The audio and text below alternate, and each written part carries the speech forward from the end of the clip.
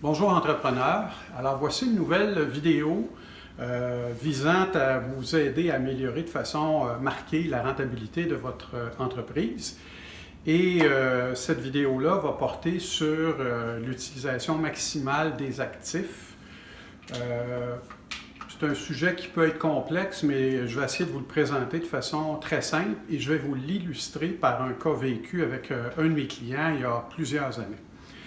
Alors, ce client-là est un fabricant de produits qui a un certain rapport avec l'industrie de la construction. Mon client, 3 ou 4 ans avant qu'on fasse l'exercice, a acheté un concurrent.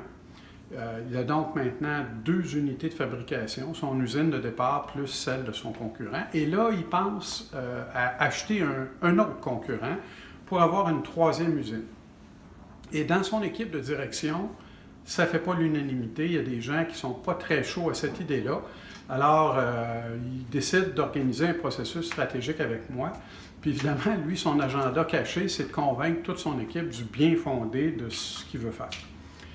Alors, on amorce le processus stratégique, puis à un moment donné, on se met à regarder des ratios financiers, ce que je fais dans tous les processus stratégiques, et j'utilise pour ce faire RMA, dont je vous ai déjà parlé dans une vidéo précédente. RMA, c'est Risk Management Association, et c'est la base de données financière la plus, fiable en Amérique du Nord, celle qui est utilisée par tous les gens qui font de la finance, certainement votre banque à charte. Alors, quand on regarde la rotation de l'actif,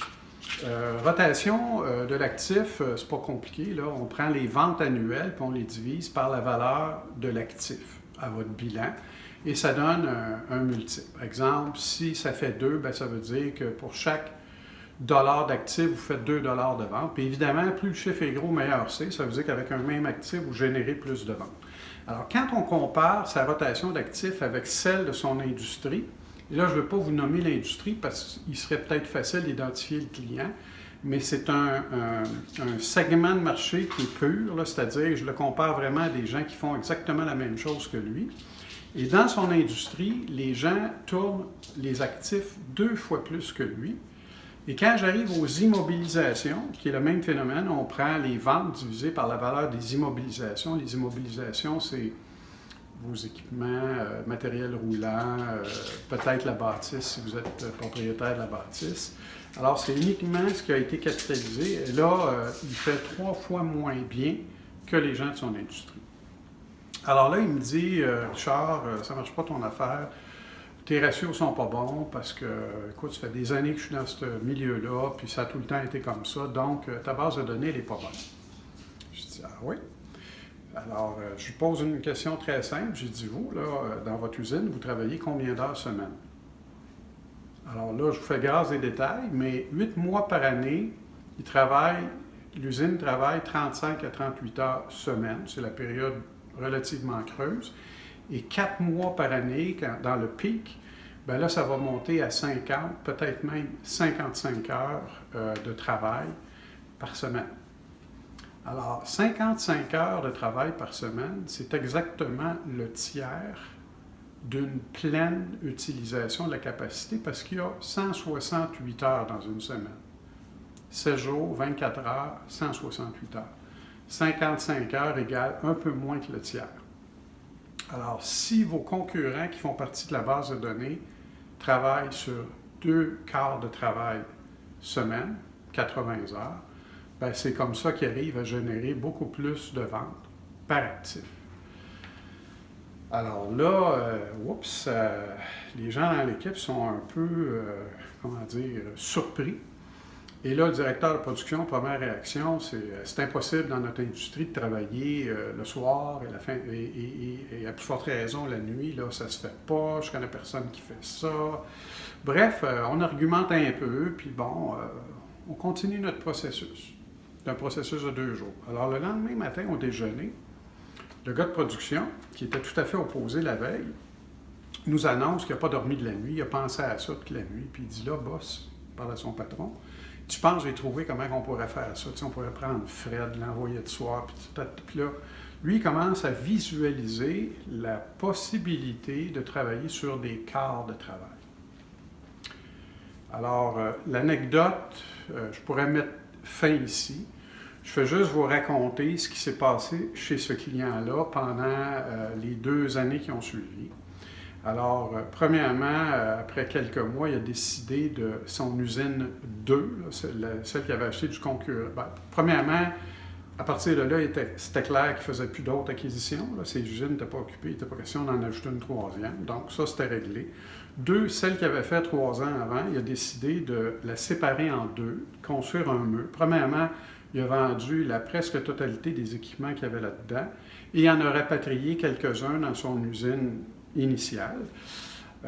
Il a séparé l'usine en 2 parce qu'il y a une partie qu'il voulait conserver comme entrepôt. C'était dans une ville voisine, fait que c'était pratique pour lui d'avoir un petit centre d'entreposage là.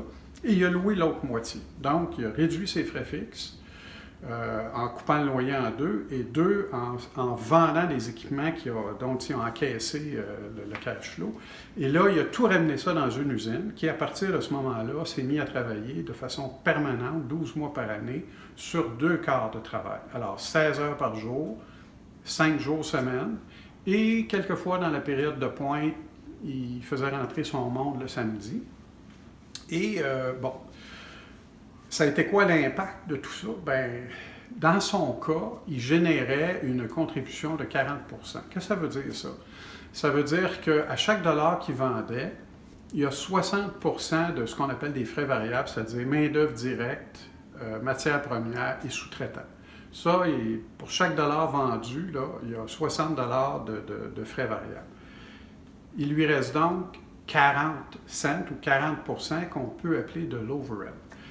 À partir du moment où tu fais travailler ton usine sur beaucoup plus d'heures, ton overhead peut être amorti sur beaucoup plus de ventes. Donc, ça lui a permis de générer des marges bénéficiaires beaucoup plus appréciables et dans l'espace d'1 an et demi, il a tout simplement augmenté sa rentabilité de 50 % avec pas d'investissement. En fait, c'est le contraire. En vendant des équipements, puis en louant une partie de ses actifs, alors il n'a pas investi un sou, et il s'est ramassé avec 50 % de rentabilité de plus. De là, l'importance d'utiliser judicieusement et pleinement les actifs de l'entreprise. J'aurai une prochaine vidéo qui va porter spécifiquement sur la contribution, qui va être beaucoup plus technique. Alors peut-être celle-là, ce serait une bonne chose que vous l'écoutiez avec votre comptable, mais celle-là aussi risque d'avoir un impact majeur sur la rentabilité de votre entreprise. Alors merci de votre écoute. À la prochaine vidéo.